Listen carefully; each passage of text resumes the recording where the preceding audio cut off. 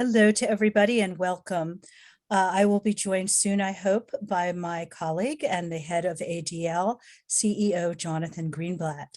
But in the meantime, I want to get us started and frame our discussion today and then introduce our two tremendous guests. So first of all, of course, 1 year ago today, the world watched in horror as insurrectionists, as violent vigilantes stormed the US Capitol to undermine the democratic process for certifying a legitimate presidential election. No one will forget the images we saw that day, and some of our guests saw them firsthand. All of us will remember the Capitol under siege, the violence that led to injury, vandalism, and even death. ADL's experts at our Center on Extremism had been tracking the planning for January 6th, and in its wake, they helped identify perpetrators. For many of the people who were roused to violence that day, their actions were the product of weeks and months and years of incitement and lies, spread with stunning speed, scope, and impact on mainstream social media platforms like Facebook. A complete picture of what happened that day is still coming together as law enforcement seeks to hold the perpetrators accountable. Yet in the years since, the movements that gave rise to that fateful day have grown, have become more organized and emboldened. Their ideologies of hate, of violence and incitement have been normalized, mainstreamed, and localized. As ADL has said time and time again, extremists must be taken at their word. Anyone who's been paying attention to extremist activity across the country or to the chorus of disinformation and hatred rampant across media and social media will tell you that what happened at the US Capitol on January 6th was in some ways the most predictable act of political violence in American history. In response to those events, ADL launched the Protect Plan, a comprehensive framework to mitigate the persistent threat of domestic terrorism while safeguarding civil rights and civil liberties. And we also launched a comprehensive repair plan to fight hate online. We have asked for a whole of government approach for the administration and Congress to take steps. Here today, and we have also recently worked with one of our guests, Secretary for Homeland Security, Alejandro Mayorkas, who's here on many of the initiatives that he and we and other civil society organizations and government are putting together to fight the ongoing threat of extremist violence. We have also announced a lawsuit recently together with another of our guests here today, DC Attorney General Karl Racine and the States United Democracy Center and two of the nation's preeminent law firms working pro bono. On behalf of the District of Columbia last month, we filed an action in federal court against the Proud Boys, Oath Keepers, and more than 30 individuals to hold them accountable for the role they played in planning and executing a domestic terrorist attack against our democracy. I look forward in a little while to talking to Attorney General Racine further about that and other things that he is spearheading to fight domestic extremism and domestic terror in this country and in his home municipality jurisdiction. But first, I am very honored to welcome a longtime friend of ADL, Secretary of Homeland Security, Alejandro Mayorkas, to the call. Secretary Mayorkas is the first Latino and immigrant confirmed to serve in this role. Among his many accomplishments, he led the development and implementation of DACA, negotiated cybersecurity and homeland security agreements with foreign governments, led a distinguished 30-year career as a law enforcement official, and is a nationally recognized lawyer in the private sector. ADL has had the privilege of working with Secretary Mayorkas for over a decade. Without further ado then, Secretary Mayorkas, thank you so much for joining us here today, and the floor is yours. Eileen, thank you so very much for having me today. And I'm very proud to say that my relationship with ADL dates back more than 2 decades. I actually served on the advisory board of the ADL's Los Angeles chapter when David Lair was the leader there. I also want to recognize Jonathan Greenblatt, the leader of ADL, and commend him on the new book that was just published, It Could Happen Here, which is, of course, extraordinarily timely, being published just in the lead up to this marking of the 1 year date from which the insurrection at the Capitol occurred. And I also want to recognize the District of Columbia's Extraordinary Attorney General, Karl Racine, who is not only a friend, of course, of the ADL, but an extraordinary champion of what ADL fights for. It fights for liberty and freedom, and it fights against hate. And we are proud to join in those fights. You know, the fight against hate is something that is very important to me personally.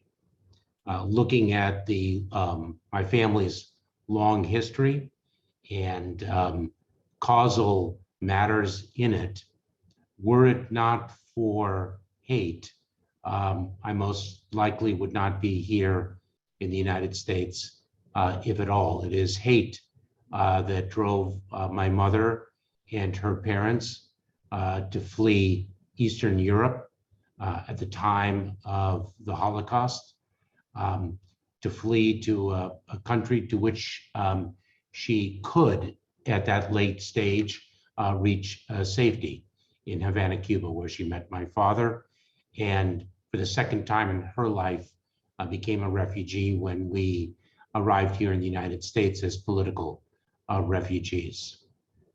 Jonathan's book, It Could Happen Here, is a title that my mother always feared would materialize. And I think back to the time when I first moved to Washington, D.C.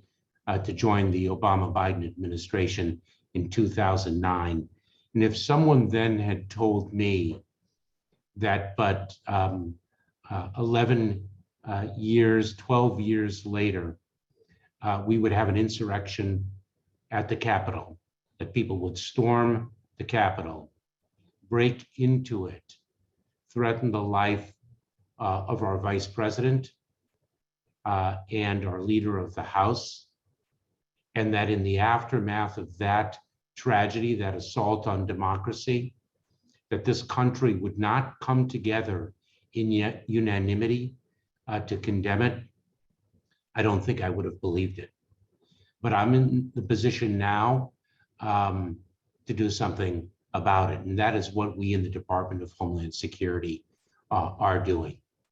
What we are focused upon is equipping and empowering local communities to identify ideologies of hate, to identify false narratives, to identify their connectivity to violence, and to prevent that threat from ever materializing.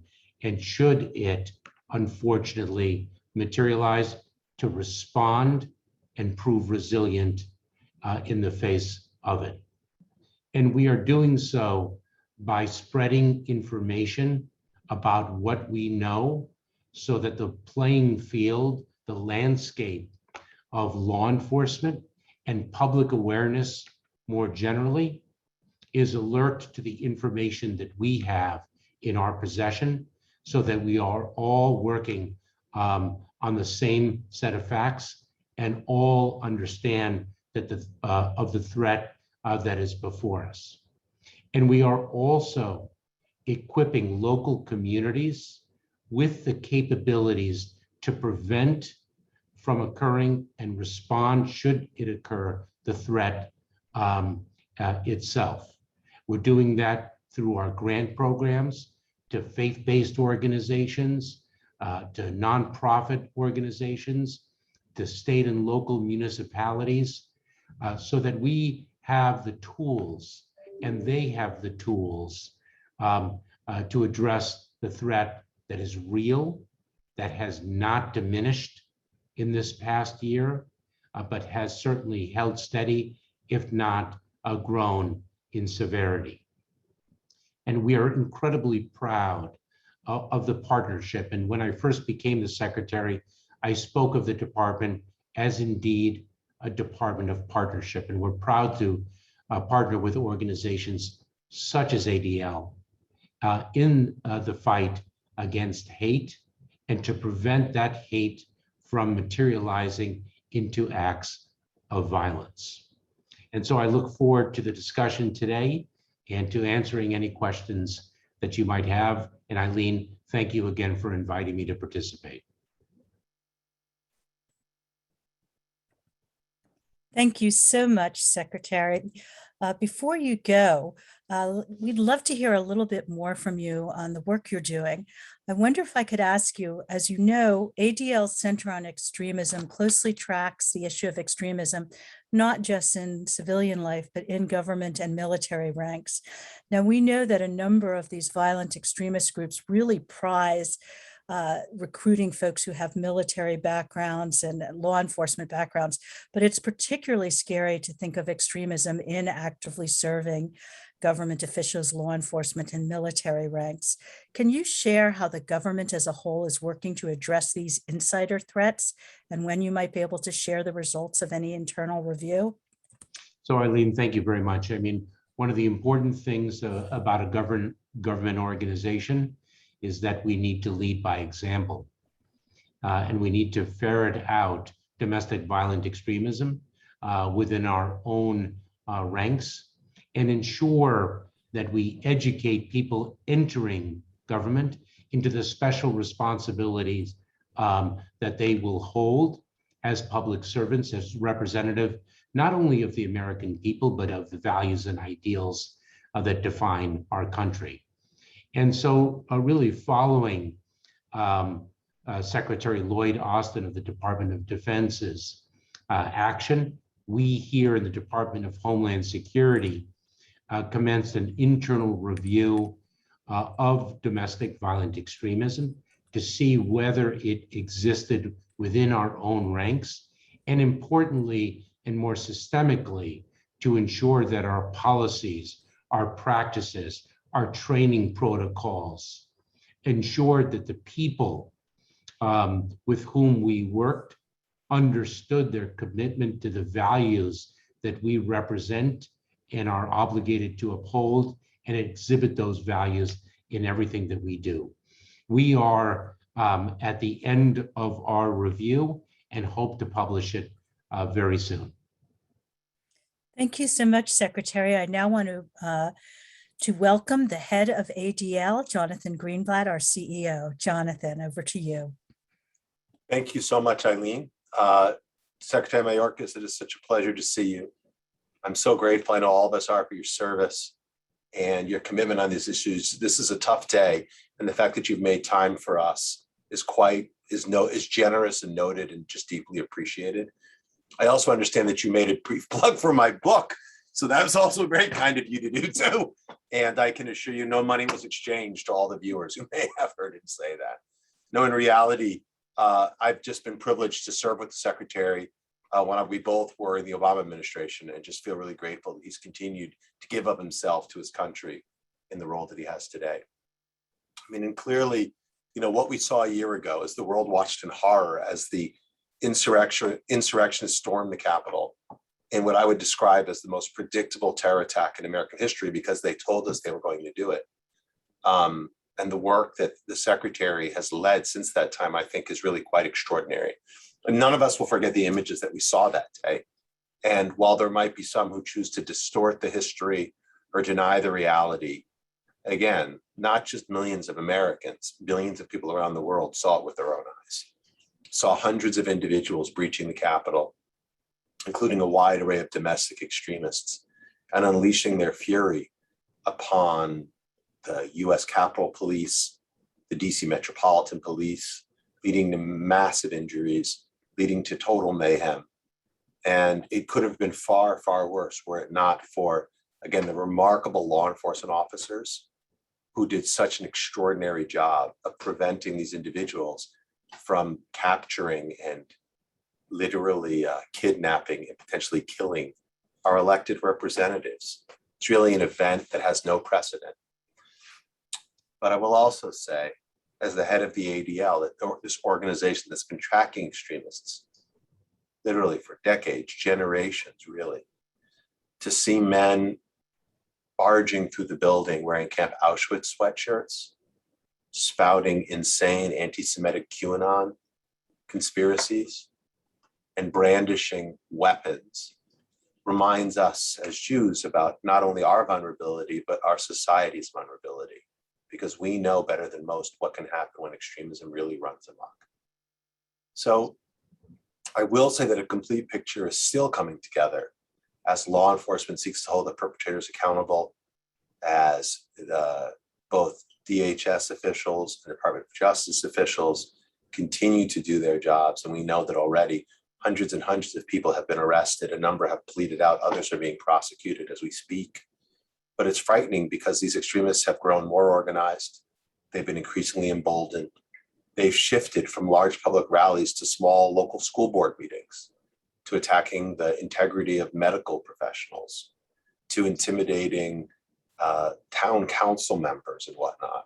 And it's quite frightening to see not just the normalization of extremism, but the localization of extremism as it unfolds across the country. And, you know, at ADL, like I said, we've been tracking these groups for decades. We've helped identify many of the perpetrators who were involved in the January 6th attack. But the reality is, as this is moving from a mutation into a movement, we need to take extremists at their word. Anyone who's been paying attention to these groups or the course is disinformation they've been directing into the bloodstream through social media would tell you that what we saw happen a year ago today was predictable, and far worse could unfold. You know, and as they say, it could happen here unless we take this deeply seriously, because it didn't happen in a vacuum. And even that day when the crowd dispersed, the lies did not. The attack on the Capitol, the assaults of police took place against a political and cultural backdrop that still exists today, in which hate has proliferated and extremism has gone unchecked. And in many ways, it's been legitimized by our former president of the United States, Donald Trump, and by his acolytes, which continue to perpetrate the big lie that he didn't win the election, that he didn't lose the election, sorry. Which is why I think it's incumbent that all of us need to roll up our sleeves and act. I don't think it's fair to say, Secretary Mayorkas, that we can simply rely on DHS and the federal government to solve this problem. We can't. And I don't think it'd be appropriate to think that we can rely on the DC government and Attorney General Karl Racine to resolve this. He can't. It requires a whole of society strategy. And it's going to require government and business and faith communities and NGOs like the ADL to be a part of solving this problem. This is part of the reason why we launched our Protect Plan last year, a comprehensive framework to address the threat of domestic terrorism while safeguarding civil liberties. And we were really pleased to work with the White House to advise them on our perspective and then to see them release their national strategy on countering domestic terrorism. And Secretary Mayorkas, you deserve much credit for the funding that you've announced for state governments to deal with the threat. And we are going to continue through our Center on Extremism and our Center on Technology and Society, which have already produced some really important reports about the nature and scope of domestic terrorism, both offline and online, to continue to educate law enforcement, to continue to educate elected officials, and to continue to educate the public. And I think funding is a part of it, monitoring is a part of it, and I also think the law and litigation can be a part of it. And we recently announced a lawsuit with DC Attorney General Karl Racine, who joins us here today, and I'm going to turn to the AG in just a moment, as well as with States United Democracy Center, as well as Paul Weiss and Decker, to take on the Proud Boys, to take on the Oath Keepers and more than 30 individuals and hold them accountable for their role in planning and executing the terror attack that we talked at the top of this. And so with that in mind, and I know you've already heard from the Secretary, it's really my pleasure to introduce my friend, Attorney General Karl Racine, who's going to talk with myself and with Eileen about the landmark lawsuit that the District of Columbia filed against these different armed militia groups. And Karl is the perfect person to lead this effort. He was the first elected Attorney General for DC in 2015, and he has really committed during his tenure to interrupting the violence in the district as one of his top priorities. He was, and we got to know each other when he served as president of the Bipartisan National Association of Attorneys General, and he's also the chairman emeritus of the Democratic Attorneys General Association's Executive Committee. He's got more than 2 decades of legal experience on the commercial side, as well as leadership experience that he's given in his service to the residents of the District of Columbia. So I want to thank Attorney General Racine for joining us today. And Eileen, maybe you can kick off the conversation with Karl before we move it over. Eileen? Absolutely. Thanks, Jonathan. I'm excited to have the opportunity to take part in this important conversation with you, Attorney General Racine. Eileen, we don't see your face, just so you know. Oh, let me try to change that.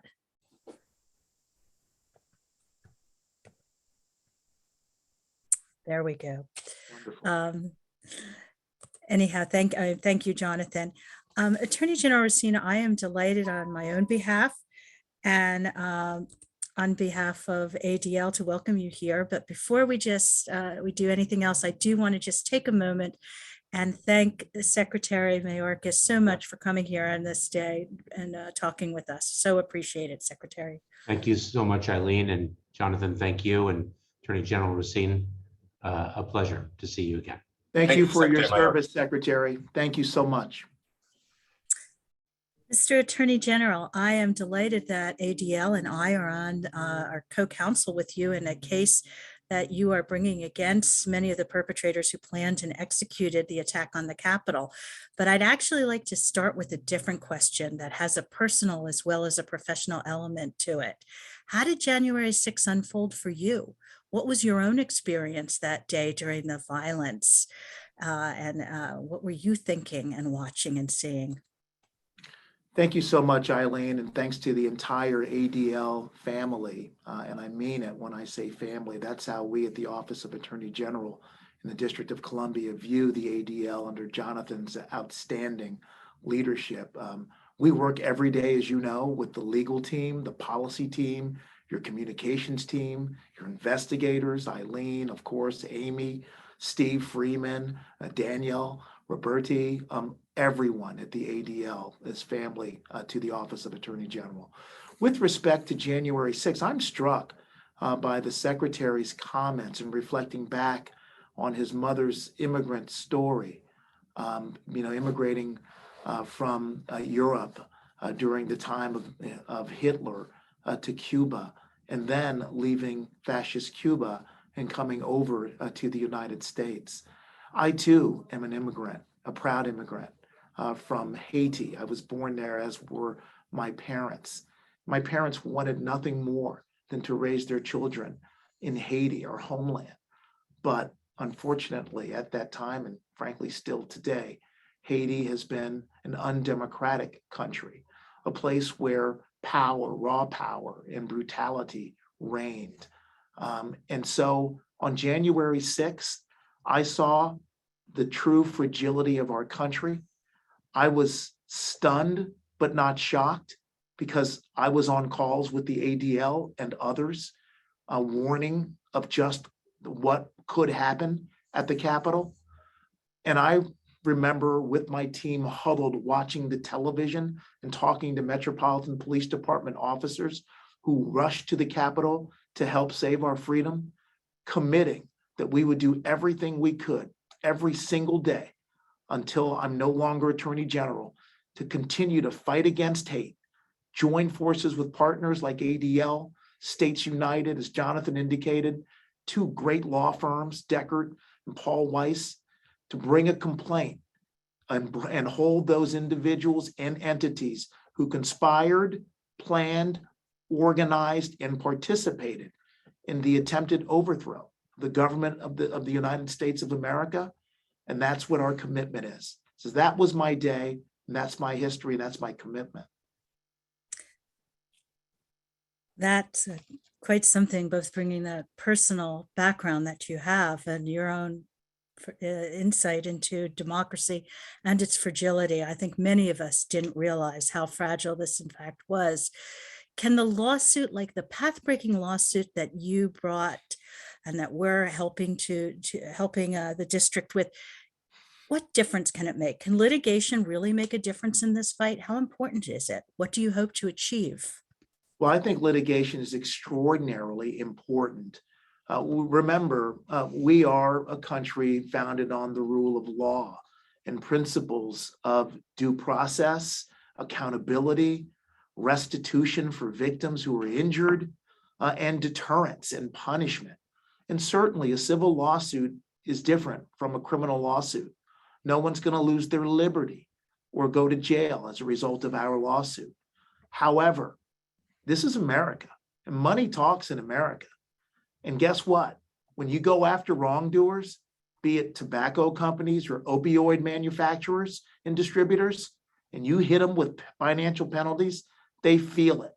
And that's the goal of this lawsuit, to bring those organizations and individuals, and I want to say right now that the ADL and our partners did an unbelievable job of identifying the defendants. Our investigation continues. There may be more defendants. We're going to go where the evidence takes us, and we're going to hold them financially accountable. Bankrupting these organizations and individuals is my objective.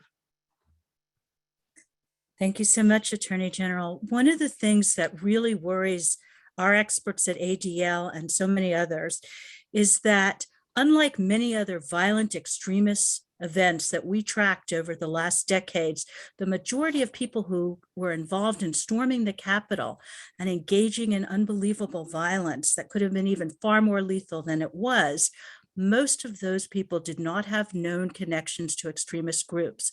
And as Jonathan said earlier, we're seeing the normalization, the mainstreaming, and the localization of this. And we now have literally 2/3 of one of our major two parties, 2/3 of its members are saying that there's a big lie and the election was fraudulent. When you have that kind of mainstreaming of the sort that we perhaps haven't seen in many, many decades, certainly in my professional life, what can we do? How do you fight that? I know you have a reputation and leading the National Association of Attorney Generals of really focusing on domestic terrorism. But what keeps you up at night? What are we going to see? And what can we do when it's this mainstreamed? Well, to hear that extremely well-stated question, really brings the significance of the problem to light. Roof in South Carolina, in Charleston, he was not a member of a well-known organized group. He was weaponized. He was seduced. He was encouraged to do what he did as a, quote, lone gunman, unquote. That atrocious killings, the killings in Pittsburgh at the Tree of Life Synagogue. Once again, we're not talking about Proud Boys and Oath Keepers organizing and doing those awful things. Same thing with El Paso, where 23 Mexican Americans were killed at a Walmart. So this stuff, this hate, has been normalized. And I know Jonathan has talked and written about this so well. This is a time for leadership. And this is a time for leadership in all of our institutions. That's the not-for-profit community, the business community, the governmental community, our schools, our faith-based communities, to really rise up and talk about the common humanity that we share when we respect every human being without regard to race, gender, ethnic origin, which God they may pray to, or who they love, like human beings. That's the way most human beings in the world think, I firmly believe. And it's up to the leaders in all those agencies and entities I just described to act like leaders and stand up for humanity, not hate, worry about humanity, not your election. That's what it takes. You were right on the ground and you see this problem close up.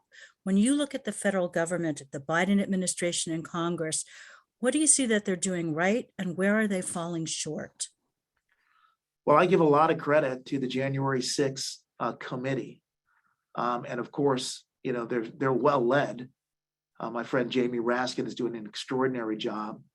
Obviously, the congressman from Mississippi is leading it, and Liz Cheney God bless her. We disagree on so many political issues, but we both love humanity and we love our country. So I think that committee and its work is exceptional. I think that the Biden administration is doing a really good job as well. And, kudos to the Attorney General, Merrick Garland. I know there are concerns about whether he's moving quickly enough or publicly aggressively enough. Sadly, these things take time. Eileen, and Jonathan knows that we didn't just file this lawsuit within a weekend or a month. We worked really hard over months. And, candidly, as you know, we were fighting amongst ourselves as we're trying to make the complaint as bulletproof as possible.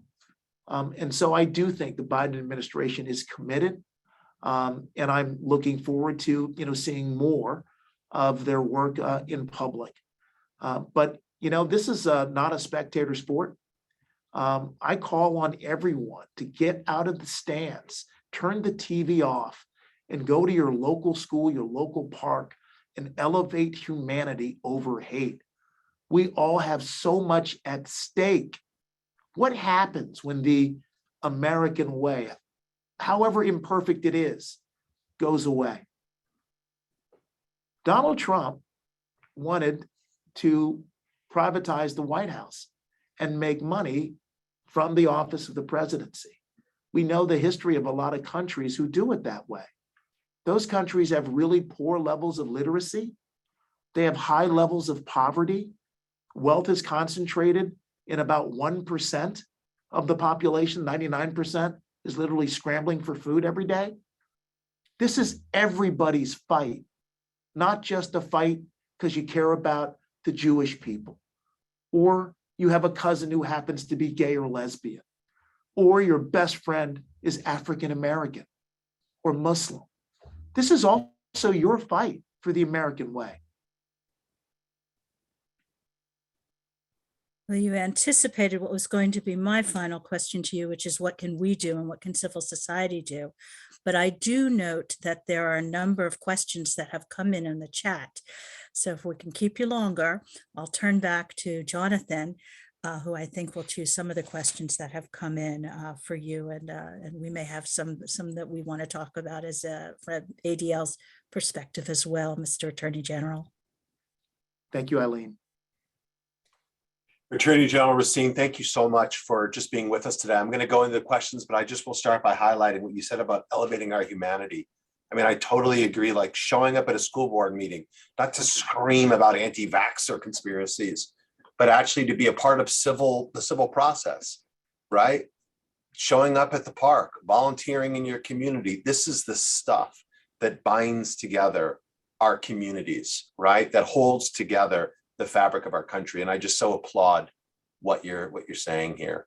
So let's talk for a little bit about where you think we go from here. The cover of The Economist this week, as you may have seen, is the Republican Party walking away from democracy. And we have, I was speaking yesterday to a television outlet, news station in Atlanta, who said that Marjorie Taylor Greene is holding an event today in her district honoring Ashley Babbitt, the woman who tried to break into the speaker's office with a weapon and was shot and killed. So how do you think we reconcile a GOP, some of whom, again, are very much like living in a different reality, with other folks in their party or the Democratic Party or independents?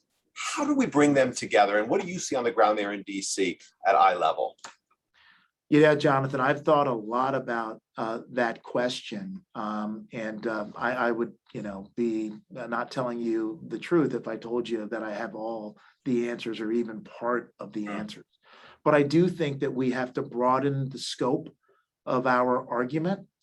And I tried to do that with my earlier comments, because I think that if you look at what the zealots and the incourageous, mostly Republicans, are doing, is they're basically saying they're okay with walking away from the democracy that was envisioned, however imperfectly, in 1776, so long as it's a white Christian country. What happens next? What happens when they say that they're also anti-competition, i.e. working hard in school, working hard at work, gets you further. That instead they want to have legacy of whoever owns the Capitol gives it to their best friends or family.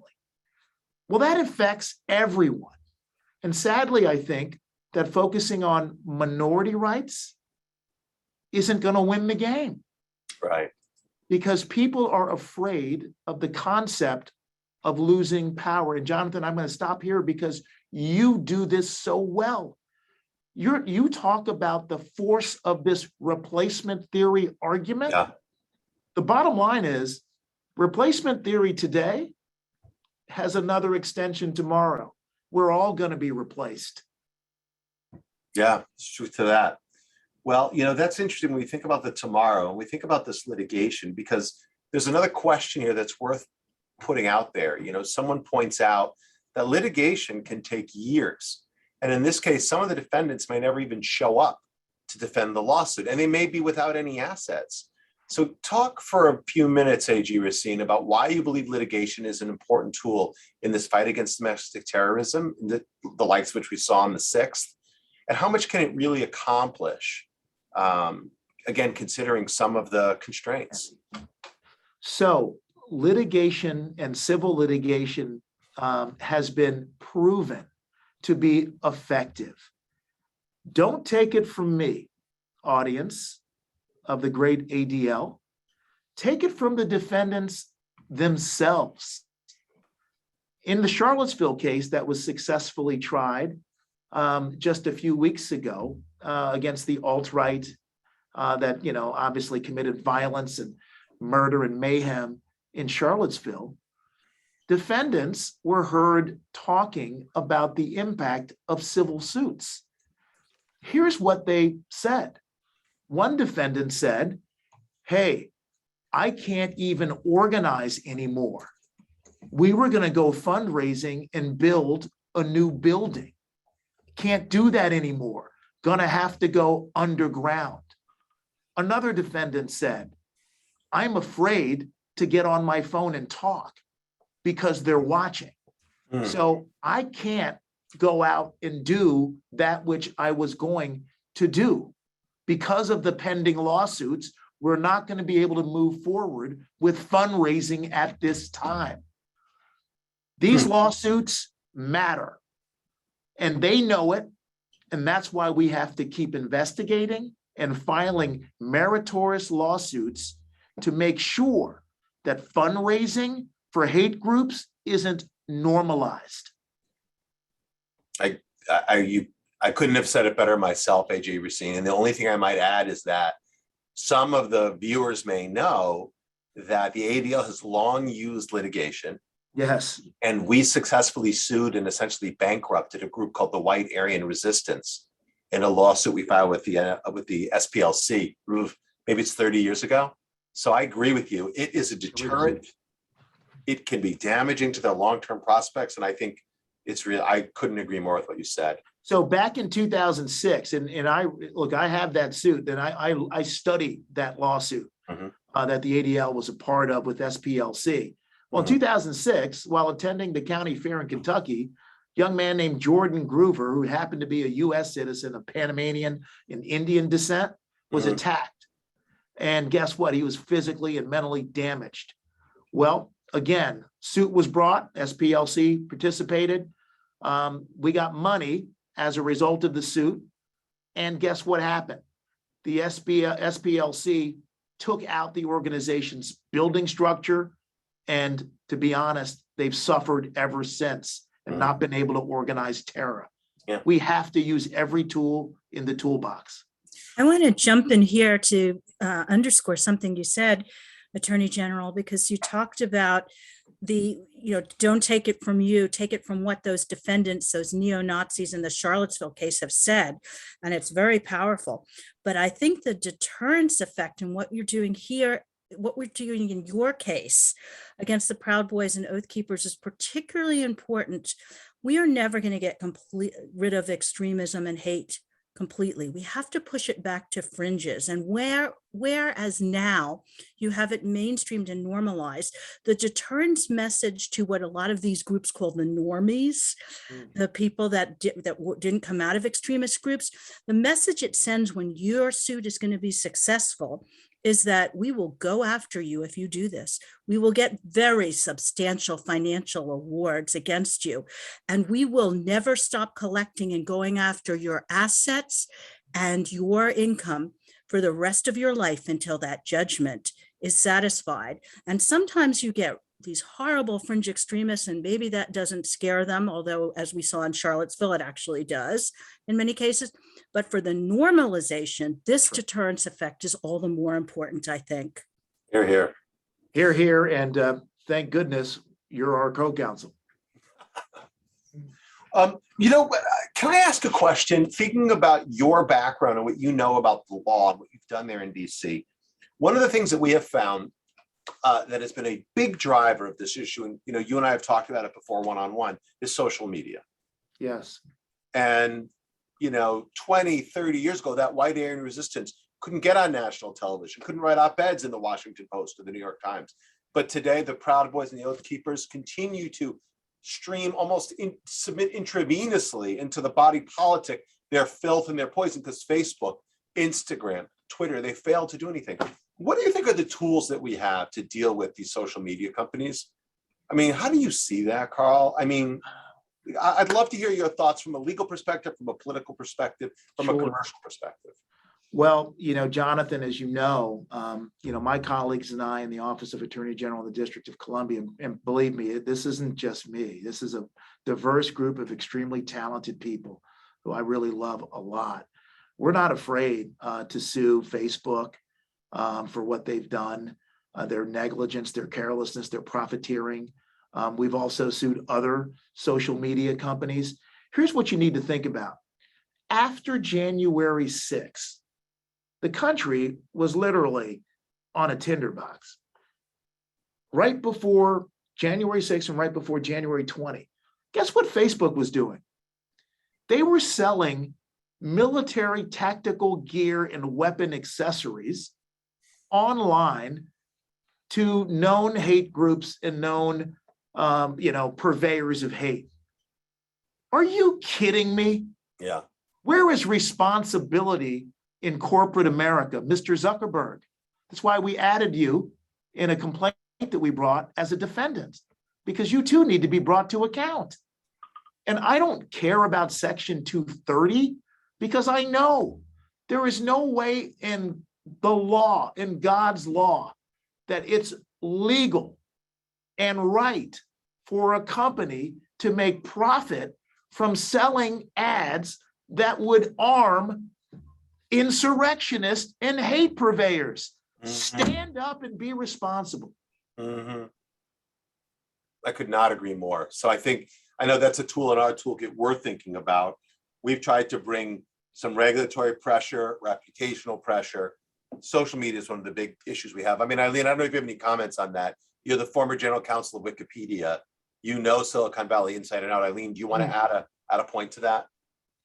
Yeah, listen, I think this is a campaign where there's going to be legislation in Congress ultimately, although there's been a lot of paralysis, and there's going to be legislation in the states to demand transparency and accountability. And there's going to be regulation. There's litigation such as you're bringing. And I think also there are campaigns such as the one we were involved in with many allies, the Stop Hate for Profit. I think that when you say these platforms have become toxic, they are so big that people often think even if you get a big judgment against them in litigation, even if you get a regulatory fine or legislation, they're too big. But when we say to their employees and their potential employees, this is a toxic place. Do you want to be responsible for the end of democracy, for a slide down into authoritarianism? There's a lot of things that are very powerful when taken together. So let me change gears a little bit. But one of the things we see these Facebook groups and disinformation feeding, Karl, is the paranoia and conspiracies. And there's been some reporting this week by NBC News and stuff that we've been talking about at ADL for a long time about the localization of extremism, or that's how I describe it, how Proud Boys and Oath Keepers are shifting from big public rallies to, or like, trying to literally take over the State House in Lansing, Michigan, or in Oregon, to going local, like school board meetings and whatnot. Now, you're operating at the local level there in DC.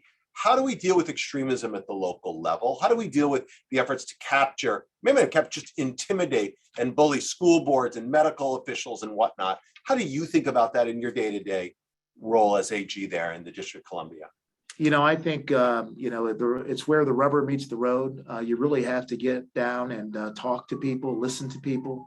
You got to get into the schools. I have to tell you, one of the initiatives, Jonathan, that I'm most proud of, that our office did during my presidency of the National Association of Attorneys Generals, we started something called Artists versus Hate. And that was our way. It was a wonderful idea that our colleague Aaron Wilson and others came up with. It was a way to involve elementary school and middle school students in a project against hate. And my God, you should see the art that they created. We didn't tell them what to create. They created glorious Crayola colors and images of people holding hands, helping one another, no hate at all. We talk about our kids, Jonathan. I know that your kids, are a little taller than you are. They are. Yeah, not so. And they're certainly taller. They're beautiful boys. Yeah. And we talk about how those kids, when they came out, knew no hate. It was adults who introduced them to the concept. And it's really, I think, our strength is our youth. That's why the protest and Black Lives Matter stuff I saw in DC, here's what I saw: multi-ethnic. In many instances, on many days, more folks who were not African-American than African-American. I saw multi-geographic, people that had Oakland A's hats, New York Yankees hats, Chicago Bears paraphernalia, Miami Dolphin paraphernalia, all over, all coming up for one reason: to say, hey, wait a second, these killings of unarmed Black folks, over 1,000 a year, unabated for decades, has to stop. And I have to juxtapose right now, and I know I didn't answer your question directly. Let's just look at a visual. I wish we had it in real time, of how President Trump protected federal assets in advance of the Black Lives Matter protest. You remember all those armed folks coming from Homeland Security, coming from National Guard? How was the Capitol of the United States, I'm pointing there because it's literally 6 blocks away, protected on January 6th, when and I know, because we were watching and we were looking at the dark web, that's where they were going? Yeah. Unprotected. So leadership matters, and let's invest in our kids. They're the best thing we've got going. I couldn't agree more. So let me, we'll probably have time for maybe one or two more questions. Another question that I'm seeing here in the chat, it was about Bitcoin and how it might be able to use. At ADL, we've worked with PayPal to help them deal with extremists. But do you worry about the dark web? Do you worry about Bitcoin? Do you worry about the advent of new encrypted technologies to subvert law enforcement and our ability to do, in fact, effective investigations, money tracking, et cetera? I really do. And I don't mean to denigrate the technology itself and the facility of transaction and the exchange, which, generally speaking, costs less than American Express. And I have an American Express card. Yeah. So I don't mean to denigrate the technology of that.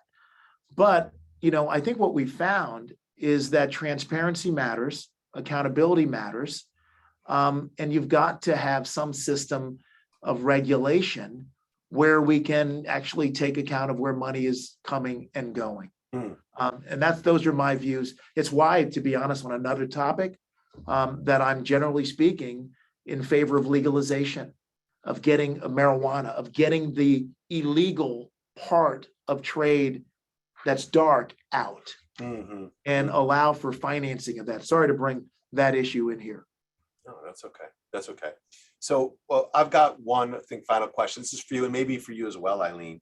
So there was a comment in the chat about the fact that there's some data, though I haven't seen it, or studies that indicate that many of the individuals who participated in the January 6th attack weren't necessarily radicalized on social media, but in fact on cable channels like Fox News and what's it called, AON or whatever.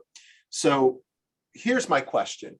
In the parameters of the First Amendment, which we at the ADL, by the way, cherish and defend and have for well over 100 years, but nonetheless, how do we deal with these sources of misinformation like a Fox News and within the parameters of the First Amendment when they are actually radicalizing people? Is there any recourse?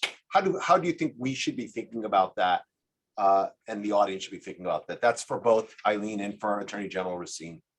Yeah, and Eileen, I'm going to pass the buck to you because my thinking on that, to be very honest, in terms of a legal weapon, is still in the process of being formulated.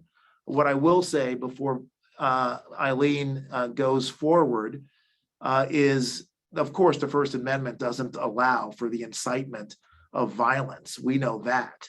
And so when, some elected officials argue that they're exercising their First Amendment right, when you're inciting violence, there's no protection. The other point, President Obama made this point, I thought really so well when he was president's first term. And what he said is, encourage people to pick up the New York Times, pick up, a conservative newspaper, watch Fox News, watch CNN, watch different media, and form your opinion based on having a chance to try the entire menu. Well, I will say a couple of things. If you're looking at organizing and power, there are thoughts, for example, like for those folks who get cable TV in bundles but don't like Fox, could they refuse it and deprive it of those kind of money? So I say this as a former organizer. There are campaigns of people power where you can do that. There are some that have said, try to bring back the fairness doctrine. Now, I don't know that could happen in Congress. I think, though, essentially that the panoply of things you have to do probably are, and to some extent, look, there even sometimes Fox goes and says things as fact where you might have, as we've seen with the voting machines, you might have a viable lawsuit against them and they don't get out of it just because it's opinion and not subject to a defamation lawsuit. So there's a variety of things that we can do on campaigns, on regulation, on legislation. But I think the kind of education that Jonathan and you were talking about, and meeting people locally and giving them something else from influencers and people they care about and they will listen to, is the way we have to attack this. It's a sort of doing an asymmetrical warfare on our side. Look, unfortunately, we're now just about out of time, but I'd like to, if I could, not only thank Secretary Mayorkas, who's already left the chat, but really extend my deepest gratitude to Attorney General Racine. I mean, you are a committed public servant who could have stayed on the commercial side. I'm sure many times you regret that you didn't, but every 2 weeks, Jonathan. But you have literally, I think you have changed the way people see your office. Your activism, your integrity, and your effectiveness have really been a beacon. And we are just so grateful to be working with you on this lawsuit. So thank you for your leadership and thank you for joining us today. So love you, Jonathan. Thank you so much, Eileen. My friend. And Eileen, thank you too for getting us started here and for the vision and the passion that you bring to this work every day. We're lucky to have you here at ADL. Thank you. Thank you. And as we wrap, I'll just say in concluding remarks, look, this isn't about being a Republican or a Democrat. It's about being a conservative or a liberal. It's about being an American and agreeing to the things that hold our democracy together, like decency, like humanism, like respect. And I'm glad we're able to use those issues to drive the conversation here today. So thank you to all for joining us. Have a happy and healthy new year, and we'll see you soon.